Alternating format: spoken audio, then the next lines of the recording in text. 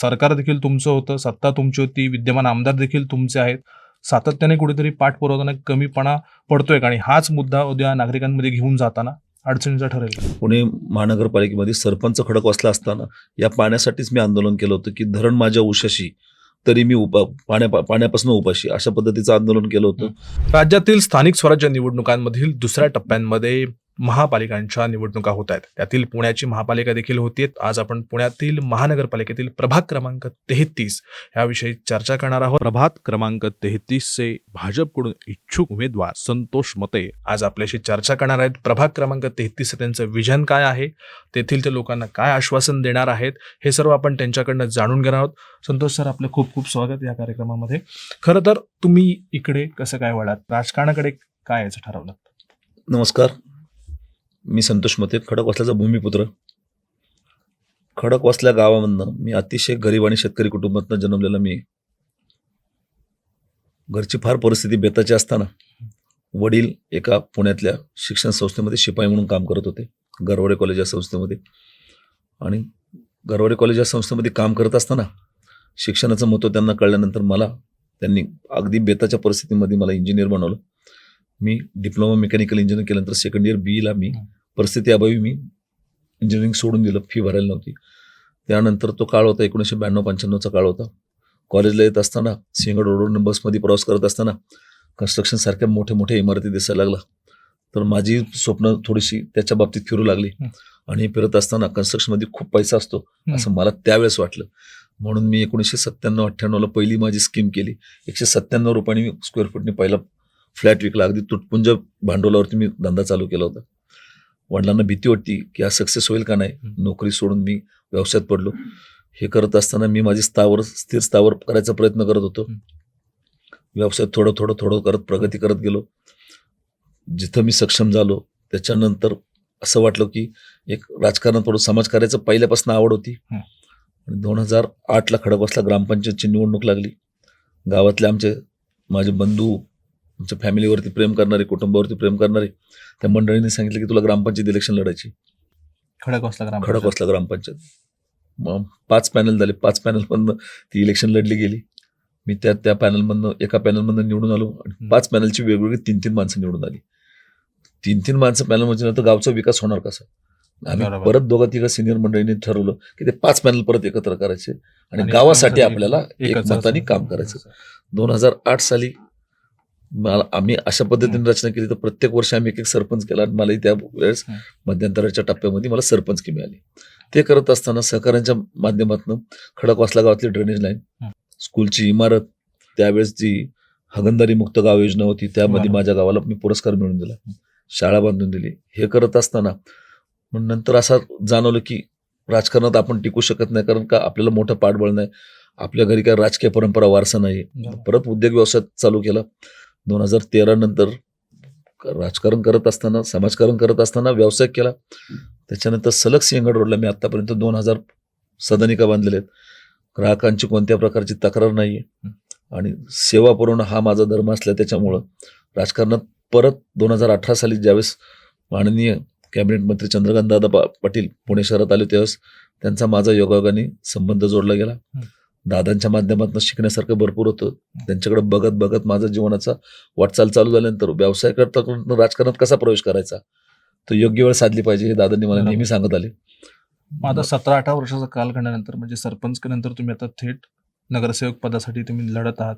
प्रभाग क्रमांक 33ला जो काही पाण्याचा प्रश्न आहे, असमान पाणी पुरवठा असेल किंवा अशुद्ध पाणी पुरवठा असेल, ते सोडवण्यासाठी प्रभागातील नागरिकांना काय आश्वासन करा? बेसिकली मी कन्स्ट्रक्शन बिझनेसमध्ये असल्यामुळं इन्फ्रास्ट्रक्चर काय असतं, वॉटर मॅनेजमेंट काय असते, ह्या सगळ्या गोष्टीचं बऱ्यापैकी नॉलेज असल्यामुळं खडकवासला धरण माझ्या उशाशी आहे. पण त्या ठिकाणावरून लिफ्ट पाणी करून मोठ्या प्रमाणाची पाण्याची टाकी 5 गावांना पुरवली एवढी, आणि त्यासाठी जलशुद्धीकरण प्रकल्प, पाण्याचा ट्रीटमेंट प्लॅन हे करण्याचा मानस आहे आणि त्याच्यावर ट्रॅफिक आहे. पण हे करत असताना माझा सगळ्यात मोठा जो ड्रीम प्रोजेक्ट आहे की इथनं पुढं 50-100 वर्ष पुणेकर जनता ही भारतीय जनता पार्टी, भीमराव तापकीर आणि त्यांच्या कार्यकर्त्यांना विसरणं असा माझा एक ड्रीम प्रोजेक्ट आहे. 1962 साली ज्यावेळेस खडकवासला धरण फुटलं गेलं होतं, पानशेत धरण फुटलं होतं, खडकवासला धरण पण फुटलं होतं. तर 1962 साली जे नव्याने खडकवासला धरण बांधले त्याची कॅपॅसिटी 5 TMC आहे. खडकवासला धरण हे स्टोरेज टँक आहे, पुण्यासाठी पाणी पुरवठा करणारं स्टोरेज टँक आहे. त्याच्या वरची जी 2 मेन धरणं आहेत त्याच्यातला मुबलक पाणी पुरवठा आहे. 5 TMCच्या खडकवासल्याच्या कॅपॅसिटीच्या ह्याच्यामध्ये फक्त 2 TMC पाणी पुरतं, 3 TMC गाळ आहे. तसं पाहिलं तर 2 TMCच्या पाण्यावरती पुणे शहर एक वर्षभर सस्टेन होतं. 3 TMCचा जर गाळ काढला तर 5 TMCच्या कॅपॅसिटीने 2-2.5 वर्ष दुर्दैवाने अशा प्रकारचा दुष्काळ भविष्यकाळात येऊ नये. पण जर आलाच तर आपल्या धरण्याची 2-3 वर्षाची कॅपॅसिटी होण्याकरता त्यातला 3 TMC गाळ काढणं फार महत्वाचं आहे. तर माझ्या व्यावसायिकपणामुळं बरेच असे काही मोठमोठ्या कंपनीचे रिलेशन झाले आहेत की CSR ऍक्टिव्हिटीमधनं तो 3 TMCचा गाळ हा काढण्याचा माझा मानस आहे. तो पण खडकवासल्याच्या बॅकवॉटरपासून 7 किलोमीटरपर्यंत. त्याच्यामध्ये अत्याधुनिक तंत्रज्ञान वापरून गाळ एका साईडला आणि पाणी एका साईडला असे जॅपनीज किंवा जर्मन टेक्नॉलॉजी वापरून आपल्याला तो गाळ काढता येईल. आणि काढलेला गाळ हा मुरमाड जमिनीत टाकून शेतकऱ्यांना मोफत देऊन शेतीसाठी सुद्धा उत्तेजन करता येईल. आणि त्या धरणाची कॅपॅसिटी 5 TMC करायचा हा माझा मानस आहे. तो CSR ऍक्टिव्हिटी मधून. प्रभाग क्रमांक 33 जी हॉटस्पॉट ठरली नांदेड सिटीतील किंवा नांदेड शहरातील जी विहीर आहे ती GBS मुळे चर्चेत आली आणि याच प्रभाग क्रमांक 33 मध्ये तुम्ही येताय. तर या प्रभाग क्रमांक 33 जेव्हा तुम्ही उमेदवारी अर्ज दाखल करताय आणि संतोष मते यांनाच का निवडून द्यावं? खरं पाहिलं तर 2008-2013 या कार्यकालामध्ये मी पुणे महानगरपालिकेमध्ये सरपंच खडकवासला असताना या पाण्यासाठीच मी आंदोलन केलं होतं की धरण माझ्या उशाशी तरी मी पाण्यापासून उपाशी अशा पद्धतीचं आंदोलन केलं होतं. आणि मी तो पाण्याचा प्रश्न उपस्थित केला होता. महानगरपालिकेमध्ये ही गावं वर्ग होत असताना 2017 ही महानगरपालिकेत गावं ग्रामीण भागातनं महानगरपालिकेत वर्ग झाली. 6-7 वर्षाच्या प्रशासन काळामध्ये या ठिकाणी कोणत्या प्रकारचा पाणी शुद्धीकरणाचा प्रकल्प नाही, वॉटर ट्रीटमेंट प्लॅन नाहीये, pH खाली खालवलेलं आहे.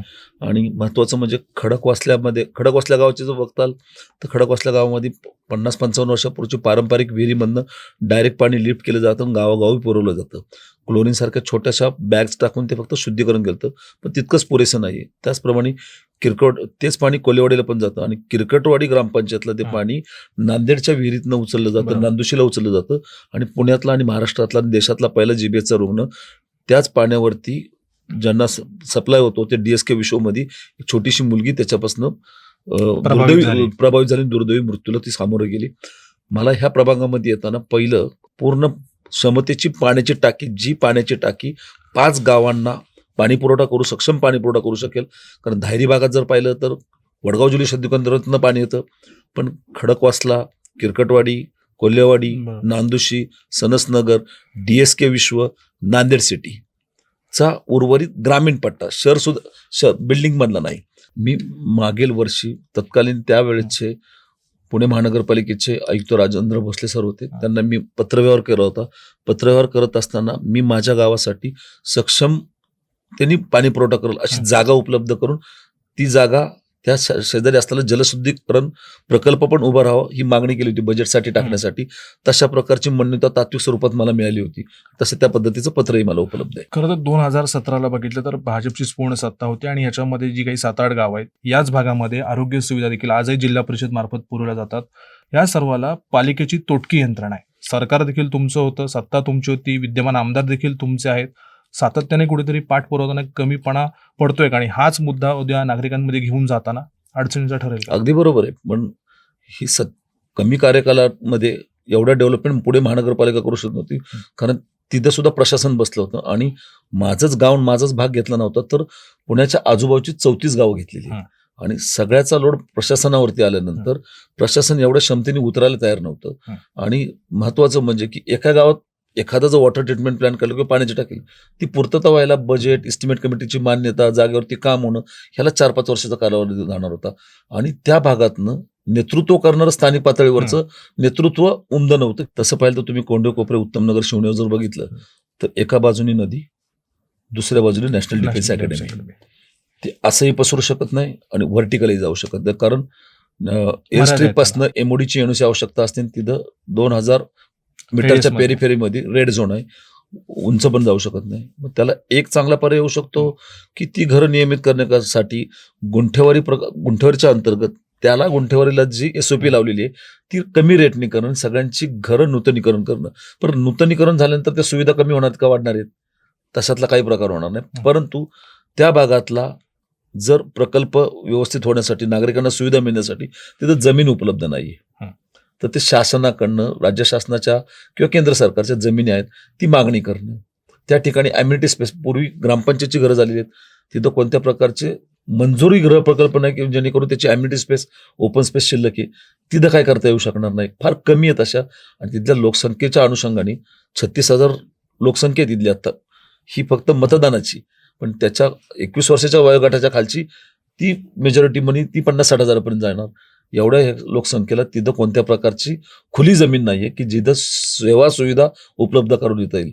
वरच्या टप्प्यामध्ये जर बघितलं तुम्ही कोपऱ्याच्या ह्याच्यात, तर इरिगेशन आणि पीडब्ल्यूडीची जागा शिल्लक आहे, ती मागणी करता येईल. आत्ताच तत्कालीन आमदारांनी, आपल्या विद्यमान आमदारांनी ऑक्सिजन झोन हा सारखा आणि बटरफ्लाय झोन असा साठी एक जमीन शासनाकडनं, इरिगेशन डिपार्टमेंटकडनं घेतलेली. नुकतंच त्याचं भूमिपूजन झालेलं आहे. मागील काळामध्ये बसचा डेपो होण्यासाठी सुद्धा कोपऱ्या या ठिकाणी खडकवासल्याच्या डॅमच्या खाली ती जागा उपलब्ध करण्यासाठी मागणी झाली, ती सुद्धा मिळालेली आहे. राहिला प्रश्न ह्या भागाच्या वरील भागाकडील खडकवासला आणि नांदेड सिटी करता, तर वरील डोंगराळ भागातली एखादी चांगली जमीन जर मिळाली, पुणे महानगरपालिकेने TDR स्वरूपात, बॉन्ड स्वरूपात, अन्यथा रोख मोबदल्या स्वरूपात जर एखादी एकर जमीन घेतली, तर तिथं मोठ्या प्रकारचे पाण्याची टाकी करून वॉटर ट्रीटमेंट प्लॅन करता येईल. आणि त्या भागामध्ये बऱ्यापैकी जमिनी अजून शिल्लक आहेत. त्यामुळे फ्युचर डेव्हलपमेंट करता जर तिथला DP झाला तर तिथं प्लॅन डेव्हलप होऊ शकतं आणि ॲम्युनिटी स्पेस, ओपन स्पेसमध्ये लोकांना सुखी सुविधा देऊ शकतात. राहिला प्रश्न हॉस्पिटलचा, तर त्या भागामध्ये पुणे महानगरपालिकेमध्ये खडकवासला गाव हे तालुक्याचं गाव होतं पूर्वीच्या काळात. खडकवासल्या गाव महसुली, खडकवासल्यामध्येच PSC आहे, तो जुन्या काळापासून चालू झालाय. त्यांच्याही जाब्यात 1-1.5 एकर जमीन शिल्लक आहे. जिल्हा परिषदेनं त्यावेळेस वेळेस आम्ही बिल्डिंग बांधण्यासाठी, इमारत बांधण्यासाठी फंड मागितले होते. कमी फंडमुळे ती झालेली नाहीये. पण आता येणाऱ्या भविष्य काळामध्ये त्याच जागेवरती मोठी PSCची इमारत उपलब्ध करून, उभी करून, किरकोळवाडी खडकवासल्यासारख्या भागाला तिथं हॉस्पिटलची सुविधा उपलब्ध करून द्यायची हा मानस आहे. त्याच्यानंतर पुढे गेल्यानंतर राजाभाऊ मुरलीधर लायगुडे नावाचं हॉस्पिटल आहे पुणे महानगरपालिकेचं, ते अद्ययावत करता येईल. लोकांना सुविधा, आणि पुढे जाऊन प्रायव्हेट हॉस्पिटल पण त्या भागामध्ये फार मोठ्या प्रमाणात येतात पुढील काळामध्ये. नांदेड सिटी, तुम्ही आता उल्लेख केल्याप्रमाणे, नांदेड सिटीमध्ये सुद्धा साधारणतः 300 बेडचं हॉस्पिटल नांदेड सिटीच्या एंट्रन्सलाच येते. आणि येऊ घातलेल्या काळामध्ये 1000 बेडचं ग्रामीण रुग्णालय लता मंगेशकर ट्रस्टच्या मार्फत नांदुश या भागामध्ये पुढे उदयास येते. तुम्ही म्हणता ते सगळं बरोबर आहे, पण एका बाजूला तुम्ही या सगळ्या सुविधा देताय किंवा देता येईल पुढे, त्याचबरोबर तिथल्या शाळांचा देखील प्रश्न आहे. आजही महापालिकेच्या इमारत असतील किंवा मनपाच्या शाळा असतील, अतिशय जीर्ण अवस्थेतले. सिंहगड रस्ता आता हा गेले 3-4 वर्ष तो कामातच होता, आता देखील तो पाडणार आहेत 60-70 ठिकाणी, त्याचा देखील तो तिथं वाहतुकीचा ताण आहेच. म्हणजे प्रभाग क्रमांक 33ला दुसरा रस्ता आहे का पर्यायी, किंवा त्या लोकांना ट्रॅफिकमधनं एक मेजर आहे की त्यातनं बाहेर काढणं आणि एक चांगलं शुद्ध पाणी समान पुरवठ्याने देणं, हे 2 तिथे मेजर विषय तोच आहेत. नागपूर अधिवेशनाच्या पूर्वी सन्माननीय आमदार भीमराव तापकीर आणि मेट्रोचे चेअरमन माननीय श्रवणजी हर्डीकर, 4 दिवसापूर्वी त्या भागात व्हिजिट झाली की मेट्रोची अलाइनमेंट कशी असावी, कार शेड कुठं असावं, आणि नवीन जो पूल बांधलाय, तुम्ही आता सांगितल्याप्रमाणे त्या ठिकाणी 60 ते 70 ठिकाणी होल पाडण्याचा त्यांचा जो मानस आहे तो कसा टाळता येईल, ती मेट्रोची अलाइनमेंट कशी ती रोड सोडून बाजूनी करून घेता येईल, जेणेकरून ट्रॅफिकला समस्या नको, परत सिंहगड रोडचे नागरिक ट्रॅफिकच्या श्वासात अडकवायला नको, गुदमरून जायला नको. म्हणून योगायोगाने नदीला, म्हणजे जर तुम्ही पाहिलं खडकवासला पासून जर स्वारगेटपर्यंत मेट्रो लाईन जाणार असेल, रोड बघितलं तर रोडच्या पॅरलल 300 मीटरवरती कॅनेल आहे, जो की आता बंद कॅनेल आहे. काही दिवसांनी तो उर्वरित खुला कॅनेल आहे, तो सुद्धा बंद करायचा मानस आहे. तर त्या कॅनेलवरची जी जागा आहे, लँड ॲक्विजिशन कॉस्ट 0 होईल. त्या ठिकाणी जर मेट्रोची अलाइनमेंट गेली तर कार शेड व्यवस्थित येईल, पार्किंगची जागा व्यवस्थित येईल. अशा पद्धतीने अण्णांनी त्यांना सूचना पण दिलेल्या आहेत की जेणेकरून सिंहगड रोड परत त्या गर्दीत ट्रॅफिकमध्ये तो माणूस, तिथला नागरिक हैराण नाही झाला पाहिजे. राहिला दुसरा विषय शिक्षण व्यवस्था. माझ्या मते सिंहगड रोड हा एज्युकेशनल हब आहे. आज कमीत कमी सिंहगड रोडवरती 110 कॉलेजेस आहेत. तुम्ही पुण्यामधल्या कुठल्याही रोडवरती एवढे कॉलेजेस नाही. 110 कॉलेज, एवढी शिक्षणाची गंगा सिंहगड रोडला होती. राहिला खडकवासल्यातला विषय, शाळेचा जर घेतला, गावावाईज जर विषय घेतला, तर खडकवासल्या गावामध्ये एक सक्षम इमारत 1ली ते 4थी प्राथमिक शाळा करताय. 5वी ते 10वी, आता 12वी पर्यंत झाली, ती रयत शिक्षण संस्थेची शाळा आहे. पण त्या जागेची ओनरशिप ही इरिगेशन डिपार्टमेंटची, आणि इरिगेशनच्या डिपार्टमेंटमध्ये ती पूर्वीपार काळापासून आलेली शाळा आहे. त्याच ठिकाणी बांधकाम करण्यासाठी एज्युकेशन डिपार्टला राज्य शासनाची मंजुरी लागते. मी मध्यंतरी काळामधले तिथले मुख्याध्यापक फडतरे सरांना भेटलो. सर म्हटलं तुम्ही हा सचिव कार्यालयात प्रस्ताव तर द्या, आपण नेते मंडळींना भेटलो. तुम्ही पाठपुरावा करताय. लास्ट वीकमध्येच मी त्यांना भेटलो की त्यांना म्हटलं तुम्ही प्रस्ताव द्या, हं. तुमच्या अभियंत्यांकडनं तो प्रस्ताव सचिव कार्यालयात जाऊ द्या. त्या ठिकाणी पीडब्ल्यूडीचे मिनिस्टर शिवेंद्रराजे भोसले आहेत, त्यांच्याकडनं भीमराव अण्णा तापकीरांच्या माध्यमातून पाठपुरावा करून आपण ती जागा शाळेला नवीन इमारत बांधण्यासाठी आपण ते करू. किरकडवाडीतल्या शाळांना तिथं जवळच DSKची स्कूल आहे.